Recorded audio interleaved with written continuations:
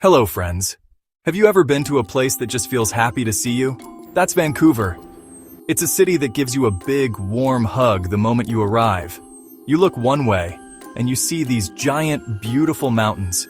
They look like they're watching over the city, keeping it safe. They have these little white hats made of snow even when it's sunny. Then you turn your head and there's the ocean. The big blue Pacific Ocean sparkling under the sun. It's right there next to everything. You can smell the fresh, salty air. It wakes you up. It makes you smile. It's incredible. It's a city where nature isn't something you have to drive hours to find. Oh no, it's right there, part of the scenery, part of daily life. Now, if you want to experience the heart of Vancouver's nature, you have to go to Stanley Park. It's a giant green oasis right at the edge of downtown. It's huge, over 1,000 acres. The best way to see it? Get on a bicycle. Renting a bike is super easy. You get your bike and put on a helmet. You're ready for an adventure. The feeling of freedom as you start to pedal, it's the best. The main path is the seawall, a paved trail that wraps the park along the water. Views change every few minutes, always better than the last. One side, dense ancient forest, birds singing. Other side, the sparkling ocean, boats gliding by, the Lion's Gate Bridge spanning the water, mountains standing tall in the distance. We stopped at the totem poles, colorful, detailed works telling First Nation stories. It felt important to be there. Keep riding and you might see a raccoon at a stream, or a majestic eagle overhead. Okay, are you ready for something really exciting? Something that makes your stomach do a little flip-flop in a fun way? Then we have to go to the Capilano suspension bridge. This is not just any bridge. Oh no. This is a long, wobbly bridge that hangs high up in the air, way above a rushing river. Taking that first step onto the bridge is a real thrill. It sways a little bit with every step you take. You hold onto the railings, maybe a little tightly at first, and you look down.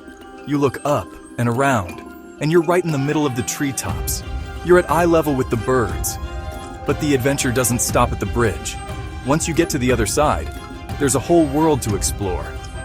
They have something called the Treetops Adventure. And there's more. There's also the Cliff Walk.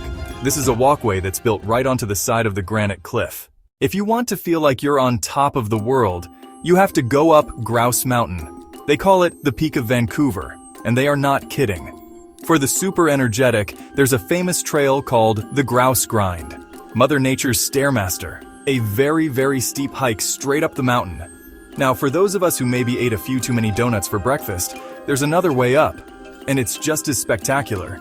Once you get to the top, wow, it's a whole other world up there. The air is crisp and clean. You can walk around and find different lookout points, each offering a stunning panoramic view. But there's more to do at the top than just look at the view. They have 2 resident grizzly bears in a big protected habitat, Grinder, Kula. They also have a lumberjack show, which is so much fun.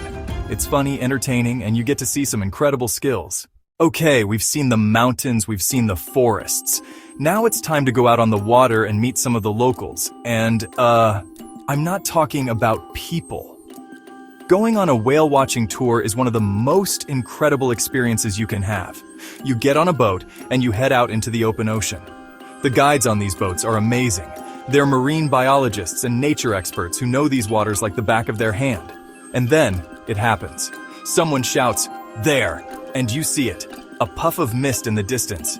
That's the blow of a whale coming up for air. And then, a massive black fin cuts through the water. It's an orca, or you might see a humpback whale breach, launching its entire body out of the ocean and crashing back down with a huge splash. After all that fresh air and nature, you're going to be hungry. And now, my friends, the other side of Vancouver's paradise begins. The food. Our first stop is the city's oldest neighborhood, Gastown. This place is just oozing with character. A famous steam clock that whistles and puffs steam every 15 minutes. A food tour here is the perfect way to start your culinary adventure. A food tour is the best. Why? Because you don't have to choose just one restaurant. We started with some amazing Canadian poutine, perfectly crispy fries, real cheese curds that squeak when you bite them, and a rich, savory gravy.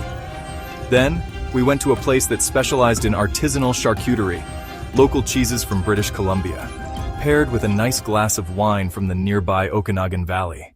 If you love food, and I know you do, then Granville Island is your happy place. It's heaven. It's a food lover's paradise. The moment you walk inside, your senses just go into overdrive. The sights, the sounds, the smells. Oh, the smells. Freshly baked bread, brewing coffee, sweet berries, savory cheeses. There are butchers with amazing cuts of meat, fishmongers with the freshest salmon, oysters, crabs, pulled right from the nearby ocean. But this isn't just a place to buy groceries. This is a place to eat. There's a huge food court area with dozens of vendors selling every kind of food imaginable. We had to try the candied salmon. It's this sweet, smoky, chewy salmon that is just so addictive. It's a classic West Coast treat. You grab your food, find a spot outside by the water, watch the boats, watch the street performers. It's the best lunch spot in the city. When the sun goes down in Vancouver, another food adventure begins.